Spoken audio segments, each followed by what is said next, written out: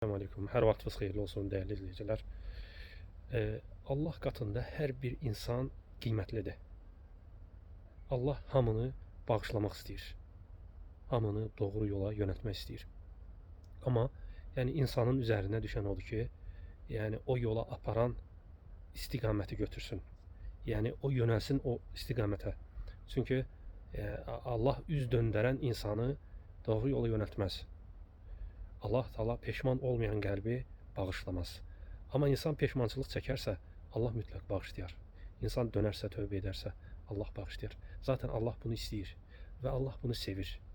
Uca Rəbbimiz yəni insanlardan fərqli olaraq bağışlamağı sevir. İnsanlar bağışlamağı sevməz.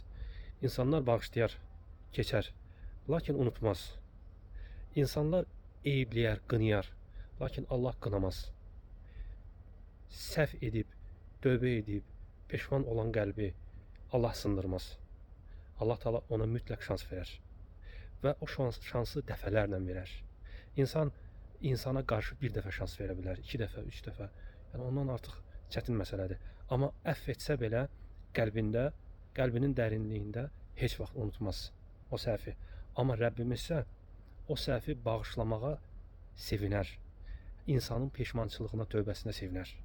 Necə ki Peyğəmbərimiz Allahın ona salavatı və salamı olsun buyurub ki, Rəbbimiz insanın tövbəsinə elə sevinir ki, elə bil ki bir şəxs bir səhrada öz miniyini itirir, üzərində bütün azuqəsi və öz ölümünü gözləyir və bir anda görür ki minik qayıdıb, azuqəsi onun üzərindədir. Yəni bir anlıq yeni həyat qazandı.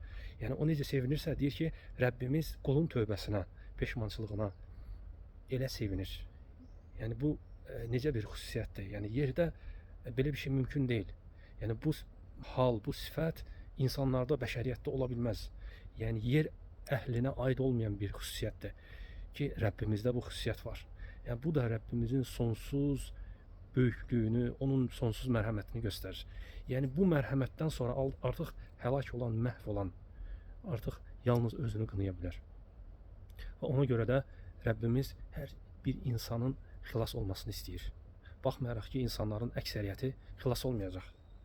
Necə ki, Uca Rəbbimiz Quran-ı Kərimdə xəbər verib ki, həqiqətən onların əksəriyyəti şükür etməz. Onların əksəriyyəti nankördür. Onların əksəriyyəti düşünməz. Amma az qullar var ki, onlar doğrudan da Rəbbinə qarşı şükranlı olarlar. Rəbbinə təşəkkür edərlər. Ondan qorxarlar. Onu sevərlər. Onun mərhəmətindən ümidlərini üzməzlər. Və Allah da belə qullarını sevir. Onları bağışlamaq istəyir, onlara dəyər verir. Hər bir qayıdan qəlbə Allah rəhm edəcək, mütləq. O dönən insanları, tövbə edən insanları sevir. Peyğəmbərimiz Allahın ona salavatı və salamı olsun xəbər verir ki, hər bir Adəm övladı xəta edəndir.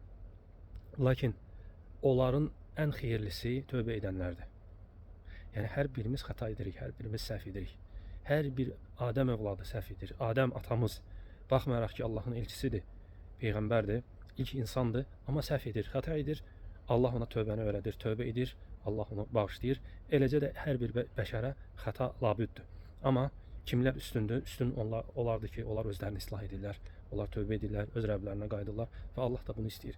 İnsan 100 dəfə xəta etsə belə çəkinməməlidir. İnsan bezmədikcə Allah bezməz.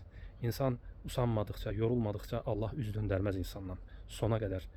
Yer göy dolu günahla gəlsə belə, Uca Rəbbimiz xəbər verib ki, əgər mənə şərik qoşmasa, yəni Allaha kimsə şərik qoşmasa, yerdən göyə qədər günahlarla gəlsə belə, Allah onu əfv edər. Yəni şərik qoşmamaqda da şərtlər var. O şərtlərdən biri də ibadətdir. Yəni insan ibadət etməsə, namaz qılmasa və digər ibadət əməlləri o artıq şərik qoşmağa yaxın ola bilər. Ona görə də bu haldan qorxmaq lazımdır.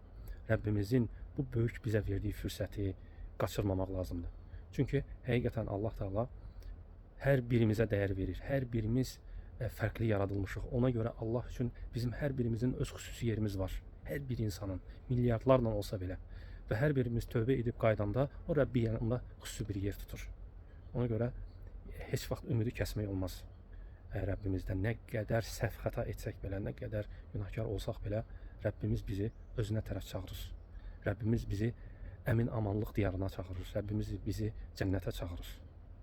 Bu çağırışı qəbul edək.